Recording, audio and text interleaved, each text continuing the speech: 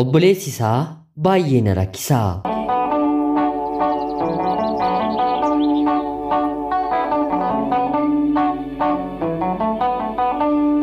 Ani maqaan koo Arra'een jedhama.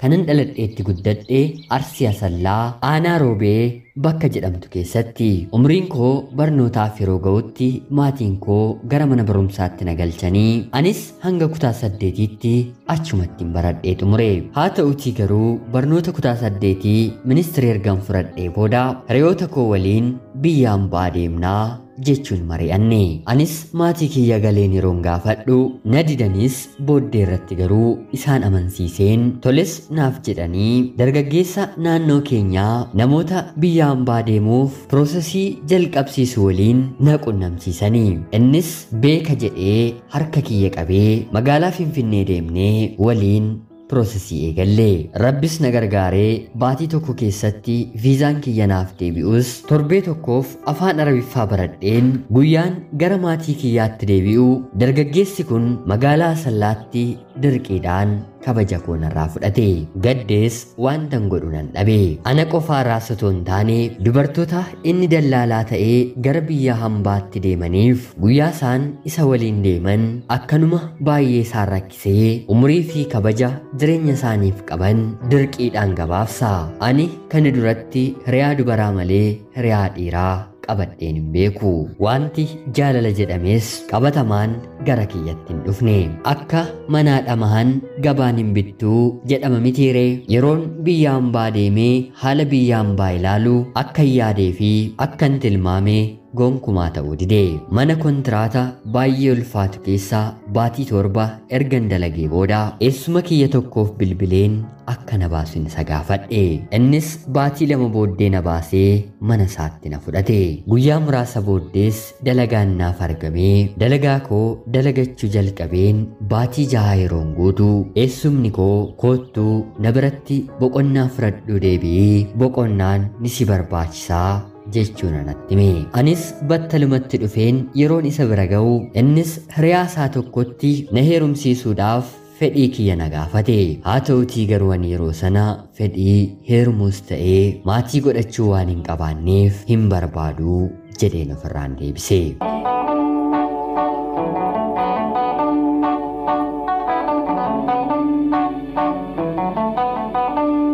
Tole jedhees mucaan sun yeroo narraa deemu ammas guyyoota muraasa booddee dargaggeessi gara biraa tokko hiriyaama eessuma kiyyaa kan ta'e na fuudhuu akka inni barbaadu na gaafate.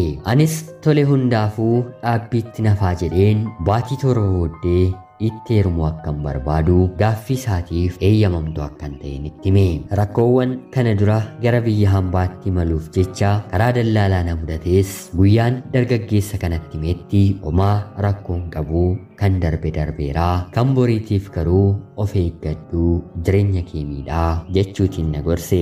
Anis tole jedheen waadaa waliif gallee wal amansiisnee asoowwan yeroo jaalalaa gaariis bilbilaanis ta'ee qaamaan wal argine dabarsinee baatiin 7 sun yeroo guutu innis maatii kiyyatti ergatee maatiin kiyyas tole jedhanii fi abbaa manaa fi haadha manaa tokko taanee mana tokko keessaa waliin jiraachuu eegalle. Haa ta'utii garuu mana isaa keessaa obboleessa isaa waliin waan jiraatuuf obboleessi isaa nama baay'ee rakkisaadha. Guyyaatii gara guyyaatti qorumsa narraan gaha. Dhiira argeeraa akka obboleessa isaa kanaa otuu haadha manaa qabuu dubartii hedduu waliin sagaagalu gurraafuu dhaga'een hin beeku. Battala abbaan manaan koo miilla isaa balbala keenyarraa kaasee gadi bahee deemu akkan isa waliin ciisuuf baay'ee na sossoba. Haa ta'utii garuu ani isa waliin ciisuun kiyya Rabbi fuulduratti kan hin jaallatamnee fi haraam akka inni ta'e irra deddeebiseen sadideen booddee irrattis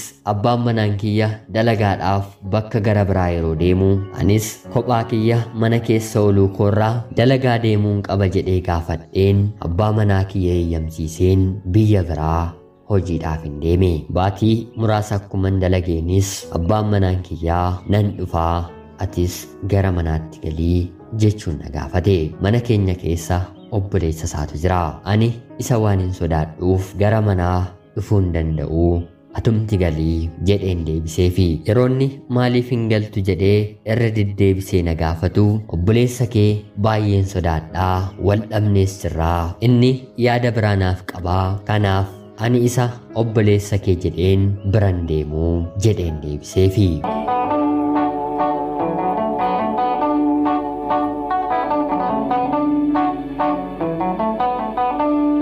haa ta'utii garuu abbaan manaan kiyyaa durayyuu obboleessa koo waliin mana tokko keessa waliin jiraachaa turtee yeroos wanta kana maaliitiif natti himnee jechuudhaan baay'ee natti dheekkame.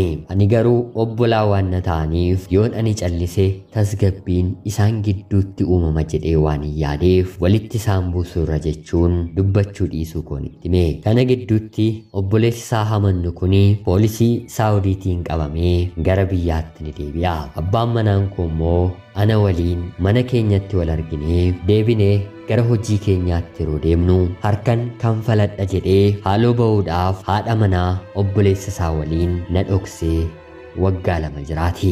Ani addunyaa kanarratti abbaa manaa koo caalaa wanti hin jaalladhu hin qabu.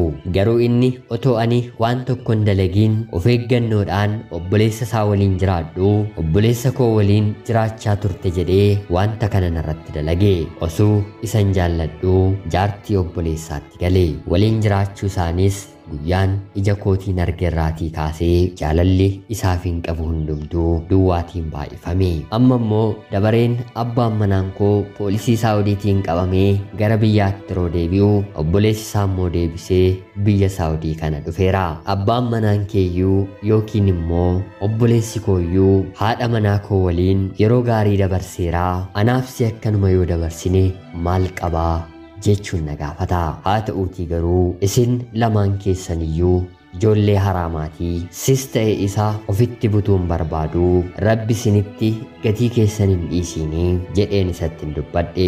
Abbaan manaan kiyyaa erga gara biyyaatti galee booda walitti araaramnaa. Gochaa kana waggaa 2 kan hin raawwadhe obboleessa kiyyarraa harka kan falachuuf jecha malee si miidhuuf miti natti araaranii jechuun dogongora isaatti amanee dhiifama na gaafachaa jira. Hiriyoonni koo yaada keessan naaf qooda. Ana obboleettii keessan Arra'ee Saawudi Arabiyaarraa ulfaadhaa nagaatti galatoomaa.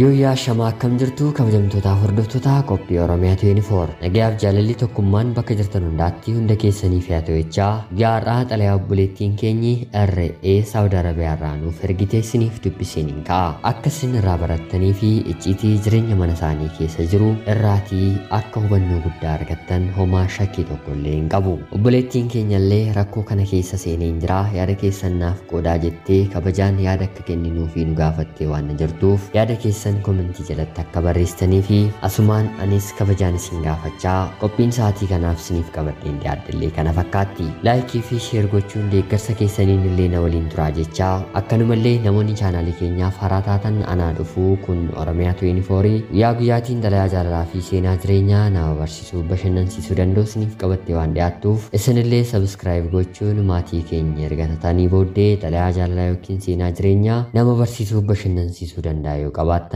karaa telegiraamii karaa lakkoofsa bilbilaa kiyyaa 937 naaf erguun irratti hirmaachuu ni dandeessu. Qopheessuuf qindeessuun isin waliin kanan ture ani Gammachiis Tashoomeeti. Qophii gara biraatiin hanga walitti deebinutti bakka jirtan maraan turtii gaarii.